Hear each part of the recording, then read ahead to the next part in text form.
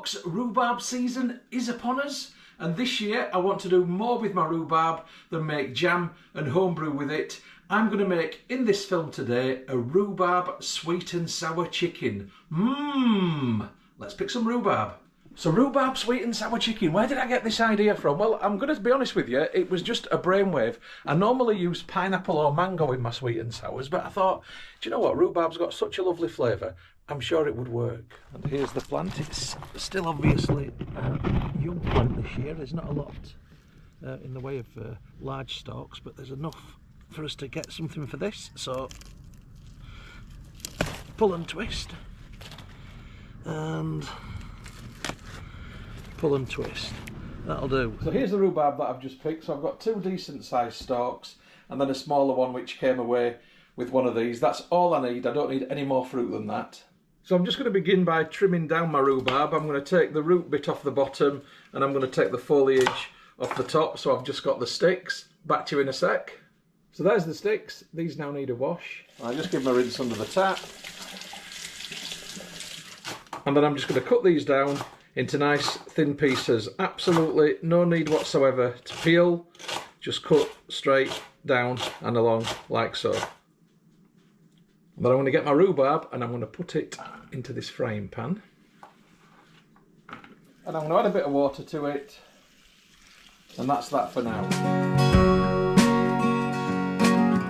So before I go any further, let's have a look at the key ingredients for this recipe. So I've got my rhubarb just here, and it's rhubarb sweet and sour chicken. So I've got 2 chicken breasts in the sink just there, just draining. I've just given these a rinse because you know what it's like when it's been in the fridge sometimes and it goes a little bit gunky on the outside.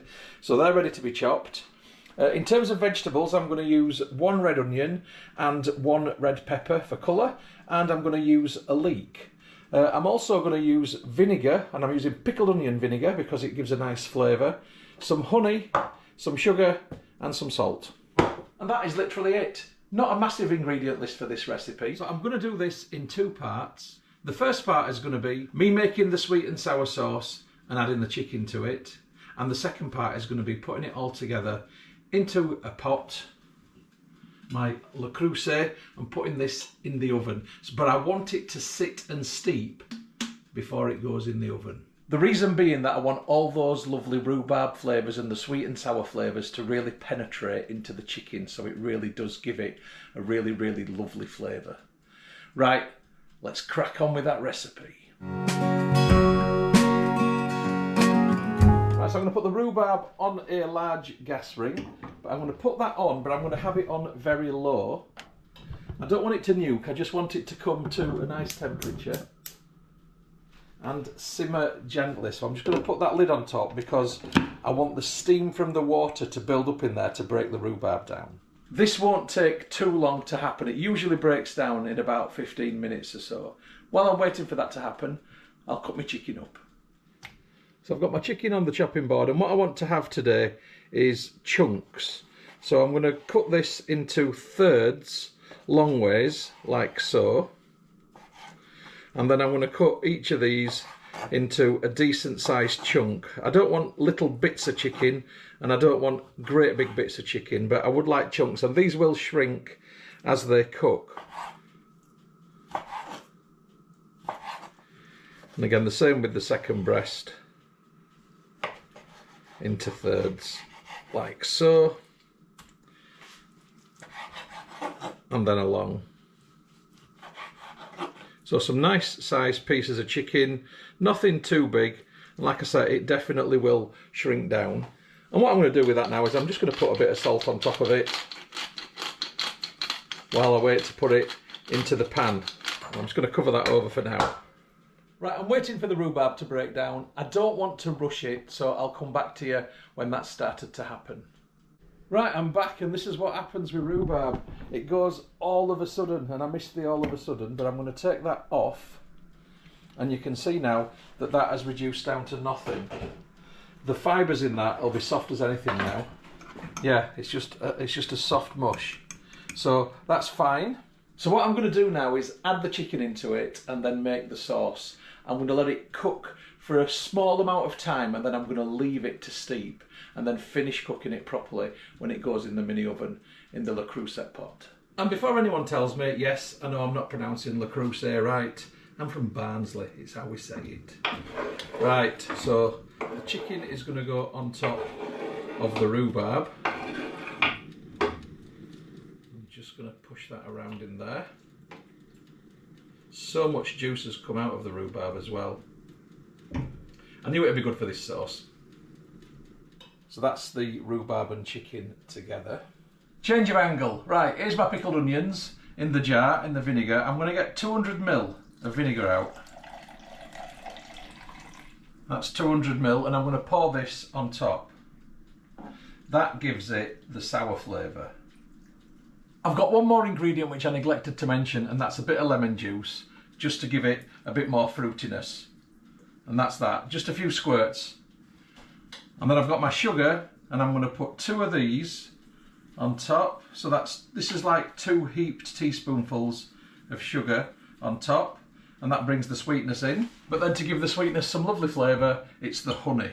So I'm going to get 3 good dollops of honey like this on a teaspoon into there. So 1, and this is good quality honey as well, 2 and 3. So I'm going to push all that in.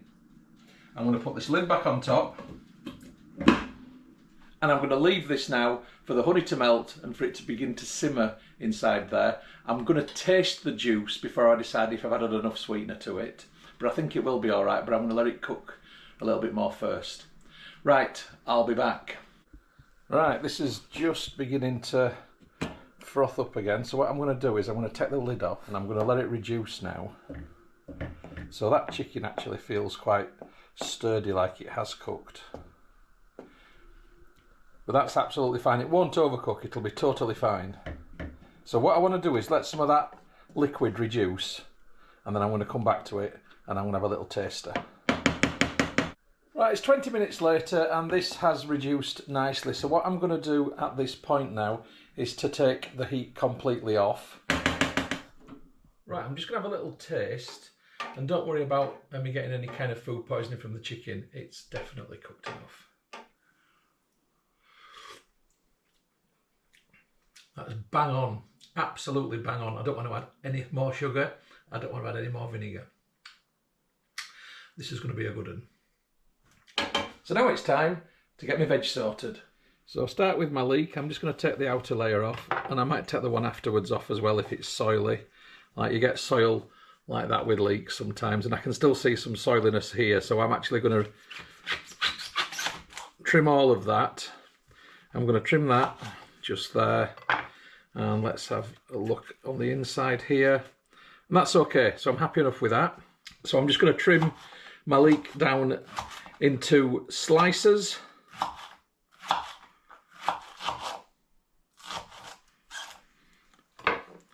And then with my leek, I'm just going to layer it on the bottom of my Le Creuset dish. Le Creuset, I can say it if I want to. So that's my leek in just there. Then I'm going to get my pepper.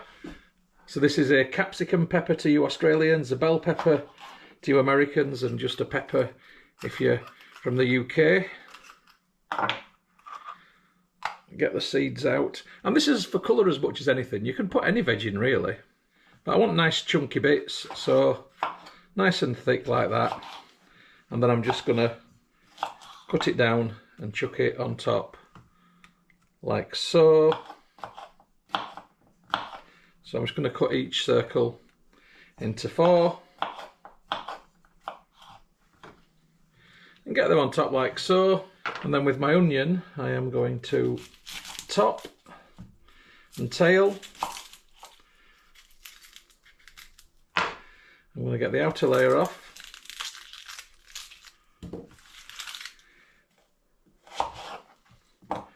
And then I'm going to have this in decent sized bits, not too small.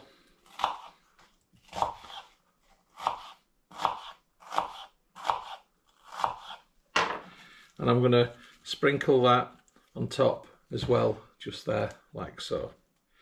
So that's all my nice colourful veg in there, uncooked.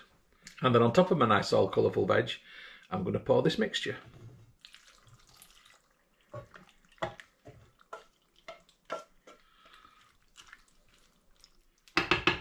And then the lid goes on. Right, I'm not eating this until this evening. It's only 4 o'clock in the afternoon now. I'm just going to let this sit now for 2 hours, and then I'm going to put it in the oven at 180 and let it cook through again, and hopefully go a little bit caramelised and toasty around the edges. So I'll come back to you when it's time to put it in the oven. See you this evening. I'm back. The pot is in the oven, as you can see just there. I've got it on 180, but I'm actually going to put it in for 90 minutes. So I'll get that timer on. And that's it. Fire and forget. I'll see you in a bit.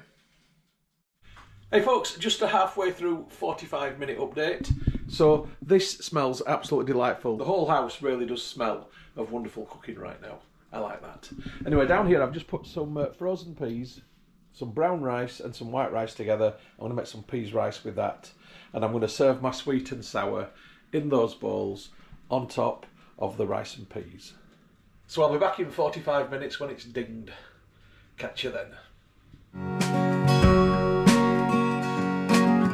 Right, the peas rice is lovely and fluffy. That's got seconds left on it. Ding, there we go. So I'm going to dish up. So I shall put a nice bed of rice and peas, or peas rice, however you want to call it, in the bottom. Get this out of the oven. Oh, yes. Let's have a see what it looks like. Oh, beautiful. And now without the steam. Yeah, I'm very, very happy with that. So I'm going to dig deep. Look at all that colour. Loveliness. Absolutely beautiful.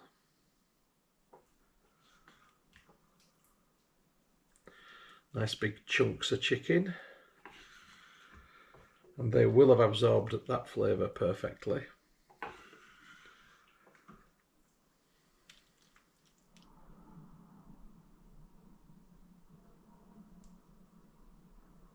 I think it's fair to say that I'm very happy with this. But as ever, the proof is in the tasting. So, I'm going to begin with a bit of chicken. Oh, wonderful. It's just falling apart in my mouth. Sweet, sour, rhubarb, all there. Very, very happy with that. You just get a bit of sauce and rice.